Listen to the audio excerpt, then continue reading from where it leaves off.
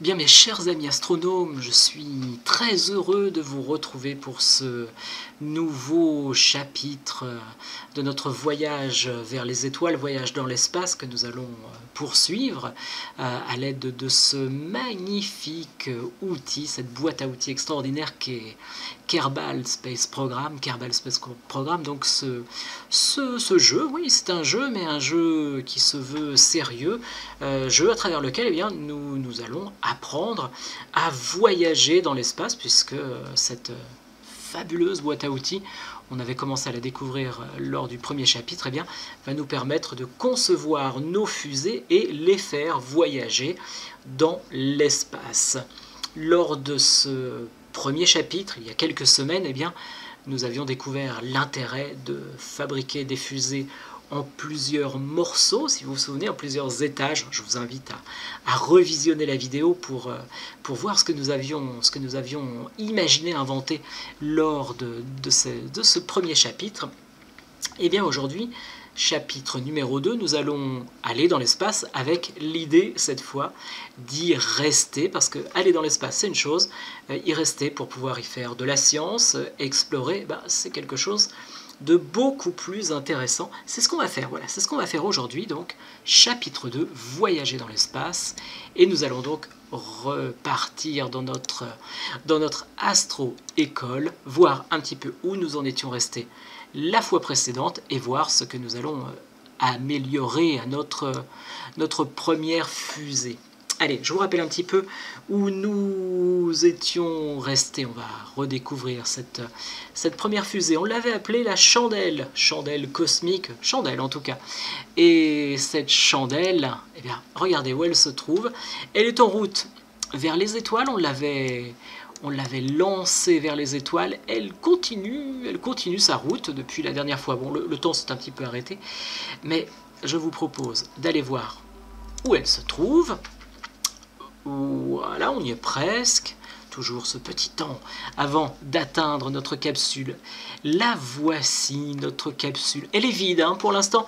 Je n'ai pas encore sacrifié de carbonautes sur l'autel de la science lors de ce premier chapitre. Mais donc, notre capsule avait quitté Kerbin, notre planète, l'équivalent de notre planète Terre. Et donc, notre chandelle est en train de s'élever, et si je reprends notre carte de situation, elle approche de ce point qui est ici, le point le plus haut de sa trajectoire, un point, alors tenez, on va faire un petit peu de vocabulaire, on va rajouter quelques termes de vocabulaire. La fois précédente, on avait parlé de charge utile. Aujourd'hui, tenez, un mot de vocabulaire que nous allons noter tout de suite, c'est l'apoastre. L'apoastre, c'est le point le plus élevé de notre trajectoire. Et on verra qu'il y a un complément. On va découvrir un autre mot de vocabulaire un petit peu plus tard, le cousin de l'apoastre. Donc, pour l'instant, notre chandelle se dirige vers l'apoastre qu'il atteindra dans une vingtaine de minutes. Et ensuite, que va-t-il se passer? Il n'aura plus assez de vitesse pour continuer à s'élever, et donc il va, attiré par la gravité de notre planète, retomber dessus. Fin du voyage.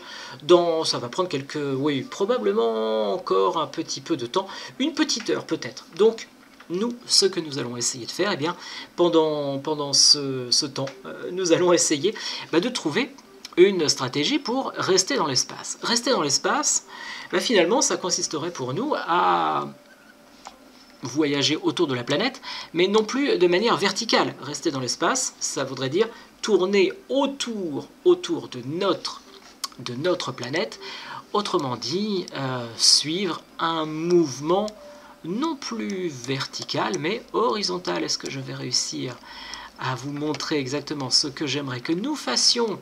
J'espère que je ne vous donne pas le tournis. Un petit peu, moi aussi. On va essayer, de décrire un mouvement horizontal, circulaire finalement, horizontal par rapport à la surface, mais circulaire. Et en fait, l'idée, très simplement, ça va être de faire coïncider l'apoastre avec un autre point dans la trajectoire qu'on va appeler le périastre. En fait, dans une trajectoire, il y a le point le plus élevé par rapport à la surface et le point le plus bas, le périastre, donc, qui sera le point le plus bas. Alors ici, le périastre, eh bien, il se trouve dans notre planète. Nous, ce que nous voudrions, eh bien, finalement, c'est que l'apoastre et le périastre soient à la même hauteur, à peu près à la même hauteur, de façon à avoir une trajectoire, aujourd'hui ce sera notre objectif, une trajectoire circulaire autour de Kerbin. Voilà, voilà notre mission du jour, tourner autour du Kerbin, et pour cela, eh bien, nous allons retravailler notre fusée, retravailler peut-être notre stratégie. On a réussi à construire une fusée plutôt efficace pour ce premier vol dans l'espace. Est-ce que l'on peut, sans la modifier, ou pas trop en tout cas, est-ce qu'on pourrait réussir cette fois à la faire tourner autour de Kerbin? Eh bien, la réponse se trouve peut-être dans notre BAV, notre bureau d'assemblage, notre bâtiment d'assemblage des véhicules. Nous retournons dans le centre spatial et nous allons réfléchir autour de notre fusée, notre chandelle cosmique. Alors, allez, embarquons dans le BAV. Nous allons rappeler notre fusée. Ça va me permettre, tenez, on va refaire un petit peu le tour de notre chandelle dans sa version numéro 2. Que voici, je vous rappelle, les différentes composantes de notre fusée. Nous avons, alors, ici, voilà, notre charge utile, ça c'est ce que nous voulons envoyer dans l'espace. Nous avons, si vous vous rappelez, 2 étages de fusée. Nous avons un premier, hop là, je vais aller un petit peu trop loin. Un deuxième étage de fusée. Si vous vous rappelez, ce deuxième étage de fusée était équipé d'un moteur qui était particulièrement efficace dans le vide. J'y reviendrai, tiens, j'y reviendrai tout à l'heure. Je reviendrai sur cette idée d'efficacité dans le vide. Et donc, un premier étage, ici, un peu plus grand, lui plutôt efficace dans l'atmosphère de notre planète. Et puis, donc, quelques supports hein, que vous avez vus pour stabiliser ma fusée au moment du lancement. Donc, je vous l'ai dit, la fusée, on ne va pas y toucher, on va la laisser telle qu'elle. Simplement, eh bien, on va se dire que, après tout, moi, ce que j'aimerais, c'est que ma fusée fasse un voyage à l'horizontale autour de la Terre, de Kerbin, pardon. Eh bien, regardez ce qu'on va faire. On ne va pas se compliquer l'existence, on va partir de la même fusée. Simplement, eh bien, nous allons la réorienter, on va la faire pivoter, toute la fusée, on va la faire pivoter de 90 degrés. Hop, comme ceci, regardez. Tac, tac, tac, tac, tac. Et nous allons la lancer, non plus à la verticale, mais à l'horizontale. Je vois déjà certains qui sont en train de hausser les sourcils en se disant que c'est une très mauvaise idée. Je le crois aussi, mais j'aimerais quand même qu'on le vérifie par nous-mêmes. Alors, histoire de ne pas blesser le moindre kerbonaute pendant notre expérience, nous allons vérifier que notre capsule est vide. Voilà, ça y est, elle est bien vide. Ouf. Et nous allons sauvegarder cette troisième version de notre chandelle. Ah, et puis petite chose que nous allons corriger le staging. Je me rappelle que mes étages n'étaient pas bien réglés la dernière fois. Allez, je vais remettre les moteurs, les stabilisateurs et les découpleurs à la bonne place. Notre premier moteur ici s'allumera en premier et c'est tant mieux. Ensuite, le découpleur et le deuxième moteur se mettront en route pour le deuxième étage. Normalement on est paré. Je sauvegarde. Oui, je sais, j'avais déjà créé une chandelle numéro 3 qui a connu d'ailleurs quelques déboires, mais on va voir ça. Oui, j'ai pas mal répété avant de vous concocter ce deuxième chapitre. Allez, nous voilà partis sur l'aire de lancement. Allez, quelques secondes avant d'atteindre l'aire de lancement. Nous y voilà. Nous sommes sur notre aire de lancement. Alors, il nous faut mettre les gaz. Ça c'est fait, les gaz sont à fond. Le staging, c'est OK. Donc, on peut se lancer sur un rapide compte à rebours. Le compte à rebours le plus court pour le vol qui sera peut-être le plus court de la chandelle numéro 3. 4, 3, 2, 1. Attendez, j'ai oublié un détail. Le stabilisateur, je ne sais pas si ça nous sera très utile. En tout cas, c'est parti pour le premier vol de la chandelle numéro 3. Aïe! C'était très court. C'était très court, très court. Notre fusée, qu'est-ce qu'elle a fait? Elle s'est écrasée très simplement au pied de notre piste de décollage. Pour quelle raison? En fait, très simplement, allez, on va revenir, oui, défaillance catastrophique, j'aurais pas dit mieux. On va revenir au bâtiment d'assemblage des véhicules, et en fait on va comprendre ce qui s'est passé très simplement. Regardez comment est conçue notre fusée. Elle est équipée d'un moteur, de quelques ailerons pour son aérodynamique. En fait, à cet instant, elle ressemble un petit peu à un avion qui s'apprête à décoller. Sauf qu'un avion, quand il s'apprête à décoller, il doit prendre de la vitesse, vitesse qui lui permet d'avoir un minimum de portance d'aérodynamique. Et oui, mais notre fusée, elle n'a pas roulé du tout, pas une seule seconde. Et donc, à aucun moment dans sa phase de vol, elle n'a eu de portance, cette portance aérodynamique qui lui aurait permis ensuite de s'élever. Donc, mauvaise stratégie. Il va falloir que l'on revoie un petit peu notre copie. Donc, je laisse notre fusée telle qu'elle est, mais cette fois, allez, on va la réorienter. On va la réorienter à 45 degrés. On va se donner quand même un petit peu d'air, comme ça, voilà. 45 degrés. Je vais à nouveau vérifier qu'il n'y a personne à bord. On va pas leur faire prendre de risques inutiles à nos carbonautes, pas aujourd'hui. Plus tard, ça viendra. Donc, notre fusée, allez, on lui donne un autre numéro, numéro 4. On enchaîne les versions, on est comme Elon Musk qui enchaîne les Starships à un rythme absolument infernal. Nous, on va faire la même chose, tenez. Nous sommes de petits Elon Musk derrière notre machine. Voilà. Et nous retournons sur notre pas de tir. Est-ce que... Ah oui, tiens, je voulais vous parler de Delta V tout à l'heure. J'en parlerai tout à l'heure. On aura encore un essai à faire. Alors, allons-y. Nous repartons sur notre piste de décollage. Je vérifie que je n'ai rien oublié pour l'instant. A priori, on est pas mal. On suit à peu près notre feuille de route.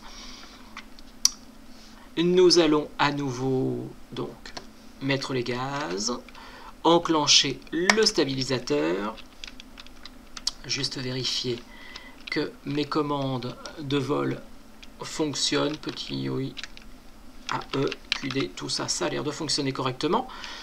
Et nous visons, regardez, voyez, nous visons un petit peu plus haut, désormais nous visons la Lune directement, nous sommes droit vers la Lune. Je ne sais pas si on l'atteindra aujourd'hui, non, je crois que notre fusée est beaucoup trop modeste pour qu'on atteigne la Lune, ce sera, oui, une prochaine fois, non, dans le chapitre, j'ai pas encore numéroté le chapitre qui nous permettra d'atteindre la Lune, on va pas brûler les étapes. Pour l'instant, donc, compte à rebours pour une nouvelle fusée, 5, 4, 3, 2, 1 et c'est parti.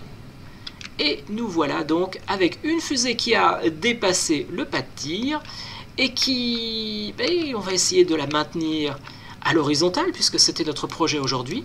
À l'horizontale, alors on va quand même essayer de prendre un tout petit peu de hauteur parce que je voudrais pas qu'on aille trop vite au fin fond des océans.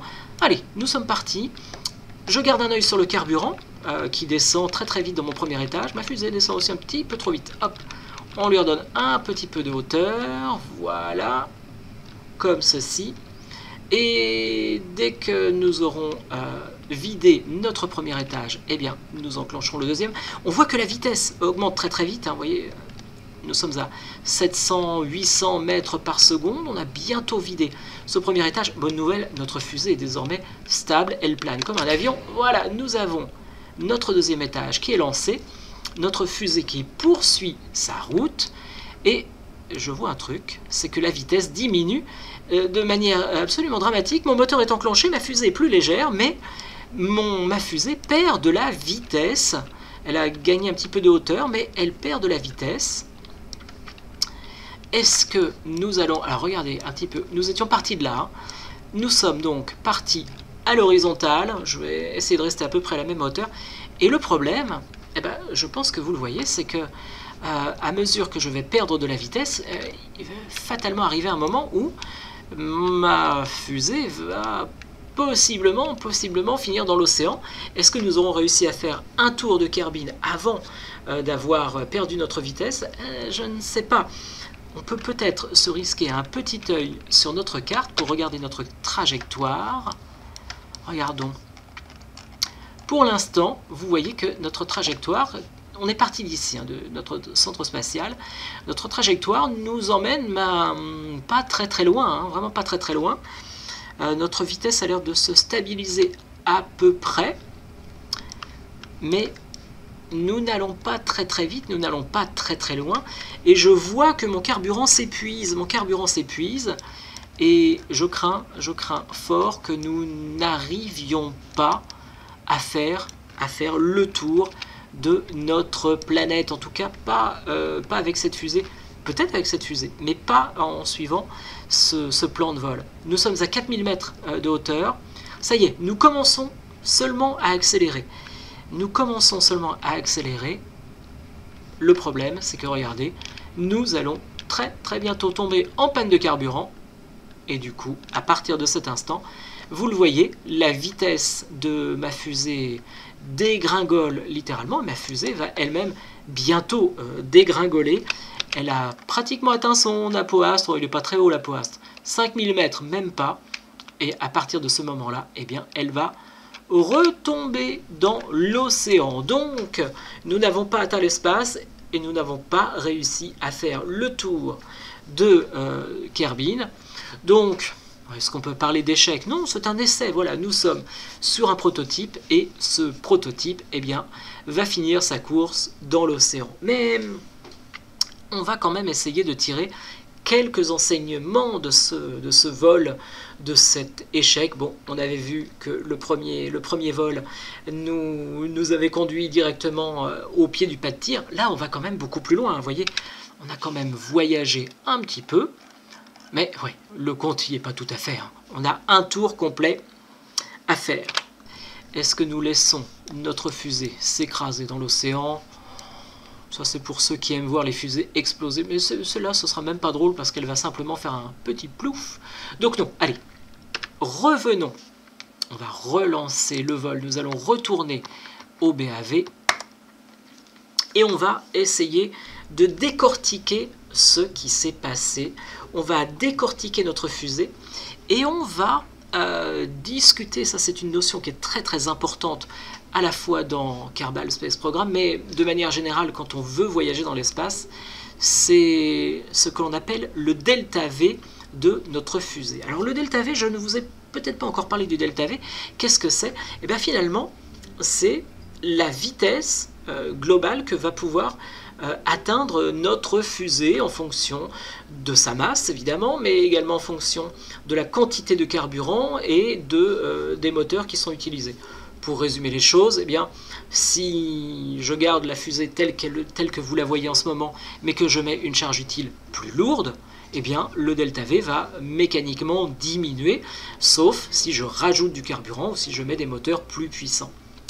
Ça, c'est une première chose. C'est un premier élément qui nous permet de comprendre le delta V. Il y a un deuxième élément, j'en avais un petit peu parlé lors du premier chapitre, c'est que le delta V dépend également de l'environnement dans lequel on voyage, puisque certains moteurs eh bien, sont plus ou moins efficaces, suivant qu'ils fonctionnent dans le vide ou dans l'atmosphère. On vient de le voir à l'instant, le moteur de mon deuxième étage, on a vu que quand il s'est mis en route, eh bien, tout de suite notre fusée avait commencé à décélérer. Pourquoi? Eh bien parce que il n'est pas du tout efficace dans l'atmosphère. Par contre, dans le vide, eh bien, il est beaucoup plus efficace. On va le voir alors dans Kerbal, dans KSP, eh bien, on a ici, là vous le voyez juste là, un indicateur du delta V, que l'on retrouve d'ailleurs ici. On a deux nombres qui apparaissent, qui nous donnent donc le delta V de mon premier étage, ici, 1382 mètres par seconde, et le deuxième étage, 674 mètres par seconde, c'est-à-dire que si on fait le total, ma fusée va pouvoir, aura un delta V total de à peu près 2000 mètres par seconde.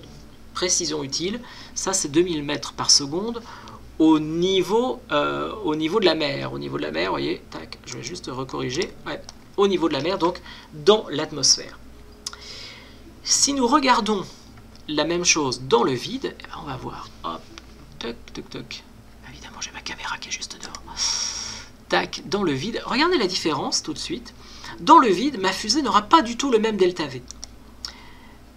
J'ai un premier étage qui sera un petit peu plus efficace, 1600 mètres par seconde, mais regardez surtout, la différence elle est très très nette sur le deuxième étage, 2737 mètres par seconde dans le vide. Donc, ça veut dire quoi? Ça veut dire que pour que ma fusée soit vraiment efficace et intéressante, j'ai intérêt à ce que le deuxième étage fonctionne non pas dans l'atmosphère à 5 km de hauteur, mais dans la haute atmosphère. Là, il sera plus efficace. Ma fusée, cette fois, n'aura plus un delta V global de 2000 mètres par seconde, mais le double, 4354. Alors, la réalité va se situer quelque part entre les deux, bien sûr, puisque ma fusée va voyager un temps dans l'atmosphère et puis ensuite un temps dans le vide. Le but du jeu, donc pour moi, c'est de trouver une trajectoire qui va la conduire à sortir de l'atmosphère le plus vite possible pour ensuite, et là vous commencez à voir l'idée, basculer sur une trajectoire un peu plus horizontale dans le vide pour profiter au mieux de mon deuxième étage. Voilà ce que nous allons faire, ce que nous allons modifier. Très simplement, nous allons remettre, comme on l'avait fait au début, notre fusée à la verticale, et c'est ensuite pendant le vol que nous allons corriger sa trajectoire. Donc, je retourne sur mes outils pour faire pivoter ma chandelle. Nous allons la rebaptiser numéro 5. Après, il va falloir changer de nom, certainement, quand nous changerons de fusée. Mais pour l'instant, restons sur notre chandelle numéro 5. Le reste ne change pas. Nous sauvegardons. Nous repartons sur l'aire de lancement. Et nous allons regarder attentivement tout ce qui se passe. Alors, nous voilà sur notre pas de tir. Bon, vous connaissez la procédure désormais. J'active le stabilisateur, le SAS. Je mets les gaz à 100%. Je crois que je n'ai rien oublié, si ce n'est le compte à rebours. Allez, 5, 4, 3, 2 et 1. Et nous voilà partis. Et cette fois, nous partons à la verticale. On ne va pas rester à la verticale forcément très très longtemps. L'idée là, c'est de franchir le plus vite possible les couches de l'atmosphère, celles qui freinent ma fusée et celles dans lesquelles mon deuxième étage ne sera pas très très efficace. Je vais simplement commencer à orienter un tout petit peu, à donner un petit peu de... d'orienter un petit peu ma trajectoire. Ma fusée est relativement stable, ça va. Vous voyez là, je suis déjà à 5000 mètres. Alors évidemment, je ne vais pas aller aussi vite, mais voilà, l'idée c'est de s'affranchir de l'atmosphère là qui nous freine. On voit ici que la pression de l'air sur la fusée est très importante pour l'instant. Donc il faut qu'on se débarrasse de cette couche le plus vite possible. C'est le rôle du premier étage. D'ailleurs, vous allez voir, le premier étage va être vide très très rapidement. Voilà. Je coupe. Bon, il s'est coupé tout seul, plus de carburant. J'éjecte mon premier étage. Le deuxième prend la suite. Et nous allons voir que nous allons corriger. Ah oui, on est déjà... Mais j'avais pas vu qu'on était si haut. Et du coup, j'ai fait une fausse manip. Alors attendez, hop. Voilà, c'est ça que je voulais faire. Donc, nous allons orienter notre course cette fois à l'horizontale. Tac. Et nous allons prendre de la vitesse. Je vais regarder un petit peu tout de suite notre trajectoire. On va essayer d'atteindre une hauteur de 100 km. Bon, on y est déjà. On a déjà atteint la hauteur de 100 km. Je coupe les moteurs et je fais une petite pause pour vous expliquer ce qui va ensuite se passer. Nous avons un apoastre qui est indiqué ici à 120 km. J'aurais aimé m'arrêter un tout petit peu plus bas, mais c'est pas très grave. 120 km. Ce que nous allons faire, nous allons laisser notre fusée voler en vol balistique jusqu'à cet apoastre. Et quand on va arriver ici, quand on va arriver sur l'apoastre, ou un petit peu avant l'apoastre, on va accélérer notre fusée de façon à faire remonter le périastre. Alors, remonter le périastre, ça, je vous en parlerai plus dans le détail dans le chapitre suivant. Dans le chapitre 3, la prochaine fois, on apprendra à manœuvrer quand on est en orbite. Là, je vous donne juste simplement la manœuvre qu'on va faire tout de suite, c'est attendre d'arriver à l'apoastre, de se mettre à l'horizontale et nous manœuvrerons. Donc on a 2 minutes 19 pour se régler sur cette position horizontale. Ce que je vais faire, je vais rajouter un nœud de manœuvre pour régler au micro-poil notre trajectoire. Vous voyez, ça aussi, je vous apprendrai à nous en servir la prochaine fois. Et vous voyez, on va accélérer, on a 1600 mètres par seconde à accélérer pour voir apparaître un apoastre à 139 km, un périastre 65, je vais corriger un tout petit peu, attendez, 128, 76, je vais donner un tout petit peu, je vais essayer de m'approcher le plus près possible du cercle, hein. 134, 93, tac, toujours un petit peu, faut jouer, ça joue à pas grand chose, toc toc toc, je vais trop loin, on va pouvoir affiner la trajectoire, 182, non, c'est beaucoup trop haut, je pense qu'on est plus très loin, alors, hop, 128, 98, en fait, c'est que je ne vais pas assez vite, on n'est plus très loin, 130, allez, on sera bon dans, il ne faut pas que je perde de temps parce qu'il va falloir que je lance ma manœuvre, donc ma manœuvre va consommer 1640 mètres par seconde de delta V, et il me reste en réservoir 2150.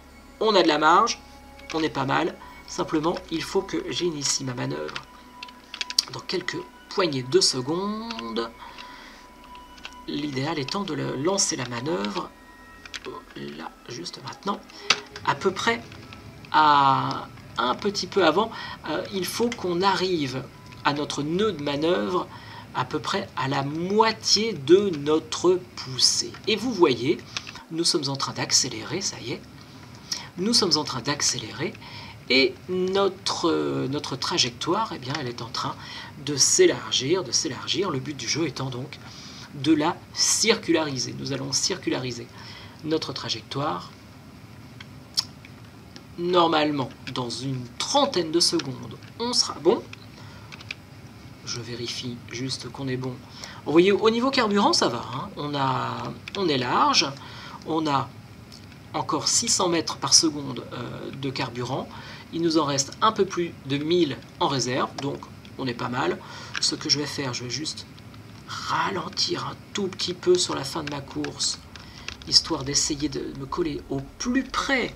Là, pour l'instant, on n'est pas encore en orbite, mais ça devrait plus tarder. Regardez, on voit la trajectoire qui commence, voilà, à faire tout le tour.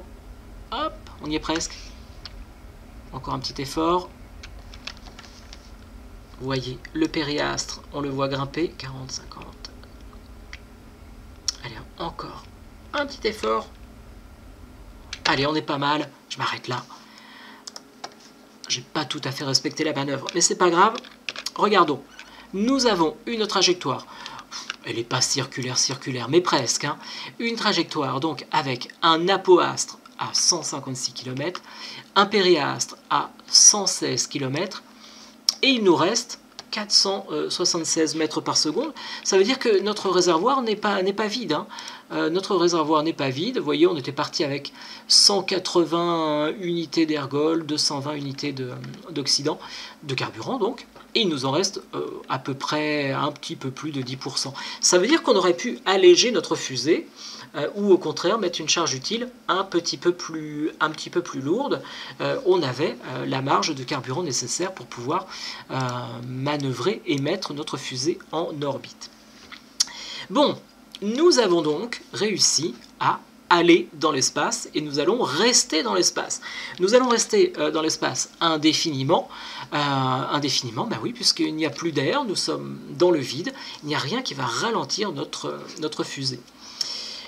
Et vous allez voir que c'est là que c'est intéressant d'avoir peut-être conservé du carburant, parce que aller dans l'espace c'est une chose, rester dans l'espace c'est pas mal, mais vous allez comprendre pourquoi j'ai bien fait de ne mettre personne dans ma capsule. Ma capsule, au moment où nous parlons, n'est absolument pas équipée pour rentrer sur Kerbin. Il n'y a pas de parachute, il n'y a pas... En fait, il n'y a rien du tout qui permettrait de faire un retour un petit peu serein. Donc, la prochaine fois, dans notre prochain chapitre, eh bien, nous nous intéresserons aux manœuvres que nous pouvons faire quand nous sommes en orbite. Et parmi ces manœuvres, eh bien, celle qui consistera à retourner à la surface de notre planète. Ça, c'est pour la prochaine fois. Pour l'instant, eh bien, je vous laisse profiter de ces quelques instants de grâce spatiale et je vous propose de nous retrouver dans notre BAV pour assembler de nouvelles fusées. Et là, il va falloir sans doute réfléchir à améliorer notre prochaine fusée. Ça sera la prochaine fois. Je vous dis à très bientôt pour de nouvelles aventures dans l'espace que nous ferons ensemble. On est reparti, à très bientôt.